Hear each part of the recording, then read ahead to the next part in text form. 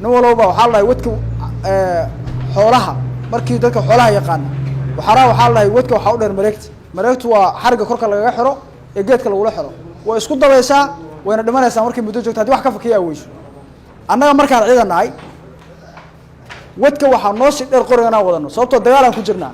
maanta hadii dagaal la aado rag way dhimanayaan hadii dagaal dhaco masti in rag dhintaan sababtoo meesha laguma sheekeysanayo marka maadaama aan wadka uga dhowna dadka kale waxaan rabnaa inaan ilaahay uga sii dhawaan inaguna oo aan salaadeena tukano oo ilaahay ku xirnaano oo mar walba ducaysano nimanka xunxunka ana waxa ay dadka ugu sheekanayaan inaad u rumayn hadaa salaadi tukanin soonkii soomin ilaahay aad ka cabsanaynin waxyaabaha xunxunka daraagiska iska isticmaalaysid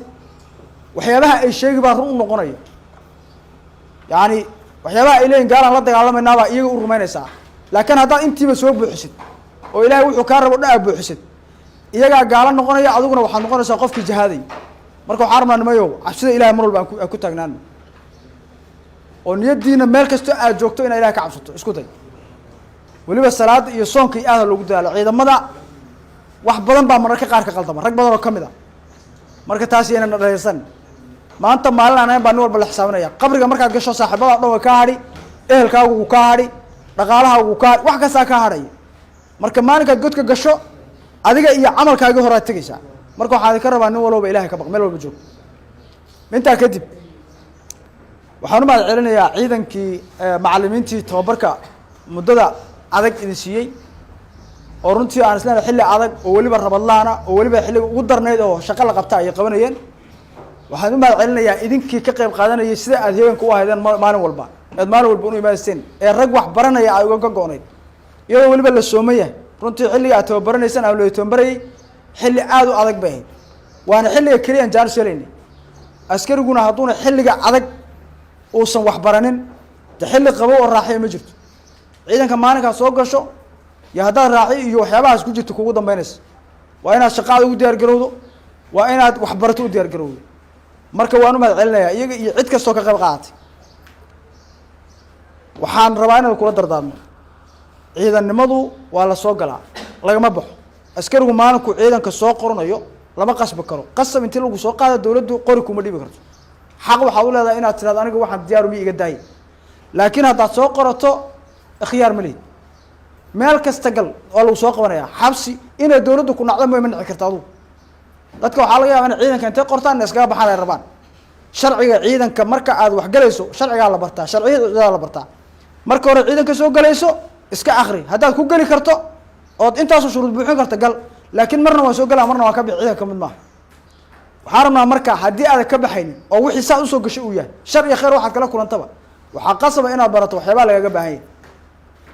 askari marka tahay waxba lagaga baahan yahay waxa lagaga baahan yahay waa inaad baratid saytan oo in ulimaatid laakiin hadaa sharciga ciidanka baranin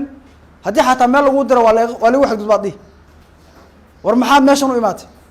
waa in lagu amro waa in meel lagu diro waa in shaqo lagu diro waa in aadan nasanin waa in aadan yaani team aad familka ugu heli marka waxa laga rabaa inaad shuruucda ciidanka baratid aadna ku dhaqantid waxa kale shaqada ciidanka dadka laba qayb oo kala baxan markay soo galaan qaybna wax way maangamaageen wareegaan kaasoo kale way ku adagtay wardireeska soo xidhay iyo wargaariga fura shaqaan aad midna wuu israaciyaa oo wuu fahmaa oo shaqo macaan oo qabow u noqotaa waxaad adigu isku adkaan kugu adkaan maayo waxaan rabnaa shaqada ciidamada loo jajabnaado shaqada ciidamada loo jajabnaado maadaama adigu u soo bareedhay yaani lama rabo inaad lugna kula jirto ciidanka lugna banaanka la joogto qumaata loo wada galaa yaani qumaat inaad wada gashid shuruucdeeda baratid aad ku dhaqantid waxa laga rabaa marka waxa jira adiga shakhsiyan ku anfacaya marka tababarka ciidanka waa inaad baratid tababarka ciidankana ma dhamaado ninka maanta jananka ah ee ciidanka laga yaabo 30 sano 40 sano inuu ku jiray ee odayga ah maanta wuxuu u baahan yahay wali khibrad baa u sii dhiman tababar baa u sii dhiman koorsooyin uu leeyahay baa jiro inuu qaato loo baahan yahay waxa la rabaa maskaxdaada inay ku jirto inaad ciidanka baratid laakiin qori baan qaadanaa ciidanka askariga qori aan qaadanaa boosha qaata askari aan ma jirto waxa laga rabaa inaad cadawgaaga sida u dilahayd baratid adigana saa u badbaadi lahayd baratid dadka shacabka saa u badbaadin lahayd baratid waxana wato waa dilaa qorigana waa dilaa meel aan loogu talagalin inaad la aado looguma talagalin saaxiibada inaad ka ilaalisaa la rabaa shacabka inaad ka ilaalisaa la rabaa aduu inaad iska ilaalisaa la rabaa cadowga bas inaad kudishaa lagaa rabaa waxaa rabnaa marka cadowgaaga haddaad nin tababaranta oo diyaarsan tahay cadowgaaga mar walba adaa ka guuleysanaya laakiin haddaanan tababarayn mar walba isaga kaa guuleysanaya tababarka marka la idin baray ha iloobina waxyaabaha ugu muhiimsan waa taatikooyinka iyo waxyaabaha la yidhaha shiishku muhim waayo dadka qaar nin inta utaan kuma dhufan karaan xabad cadowgaagu markuu ku arkay isagoo inta kuusoo maraya adoo xabad ku dhufan karin oo ama dhaafinaya ama gees ka marinaya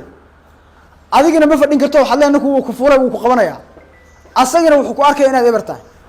laakiin cadowga meeshaad ka artaba haddaad ku dishid kuwa kale xataa way sii cararayaan shiishku waxyaabaha la barto wey wax lagu dhasha maaha qoriga saad u qabanaysid sidaa xabadda u ridaysid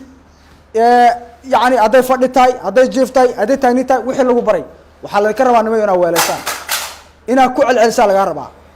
inay maskaxdaada iyo niyadaadu mar walba ay taas ku taagnaantaha laga rabaa taatikooyinka qaabka qoriga loo wata qeyb bay ka tahay qaabka qoriga loo wata haddaa qoriga garabka iska saaran yahay oo qorigu afkiisa xagga isaga sii jeedo cid walbaa ku dili karta magaalada dhex socoto qoriga saasu kaa qaab bastoolada kuu qata maxaad samayn kartaa wa aad isma u dhaqaajin kartidba qorigiina uu kaa hayaa adna bastoolo dhahor kaaga qabtay wuuna ku dilin qorigiina waa usii daysa waxaa la rabaa qorigaaga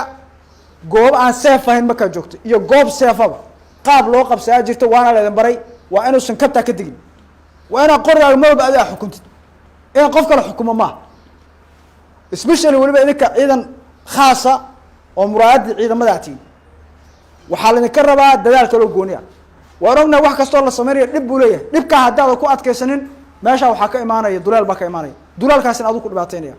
waxaa laydinka rabaa inaad daa'imtaan tababarna waa ku celcelin maanta haddii intii tababarka saa laydinku qalajibay aad dhamaas aad laabataan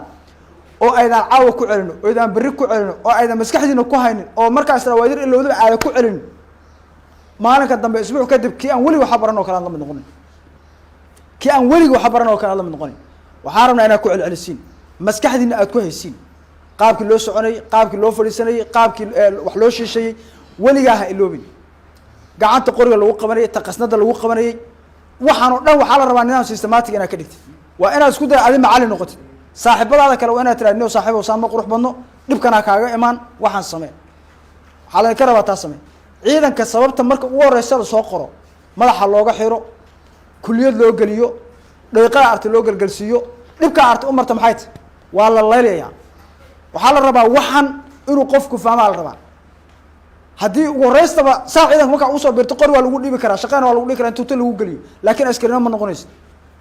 nin qori laysaga dhibaad noqonaysaa shuruucdii ciidankana aan la barin sababta intaasoo process lagu marinayo waa inaad ciidanka iyo wuxuu yahay baratid aadna ku dhaqantid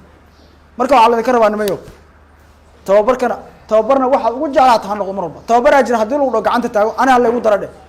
waxbaad faa'iideysaa sababtoo shaqanaad ka mid tahay waxbaad soo kororsanaysaa tababarka weligiin ogaada tababarku waxbuu kuu tarayaa laakiin cajiska iyo magaalo warwareega iyo rag badanoo kamid in la waawaayey oo maalmo googooyaan baa laga yaabaa maalin haddaad goyso waxaa arkaysaa ciidankii oo waxaadan aqoonin soo bartay lama qabsan kartidba marka waxaan rabnaa arrintaa hala joogteeyo maalinkaad jaanis hesho ood fursad hesho tababar haddiiba lagu dhaho tababar baa jira qofka koowaad noqon aduu lafahaaga ku anfacaya lafahaaga adoo keliga on ciidan ahayn oo hataa ciidamada ka baxay adoo qori wataa dacda kusoo weeraraan alaabtaada ad u adeegsanaysaa si cadowgaa isaga dhicisa laakiin haddaan lahayn noloshay kugu qabanayaan marka ciidannimadu tababarku waa wax adiga ku raacaya wey waxa ugu muhiimsan dawladda difaaceeda marka laga soo laabo lafahaaga ku difaacaysaa marka nimayo taasna yaa la iloobin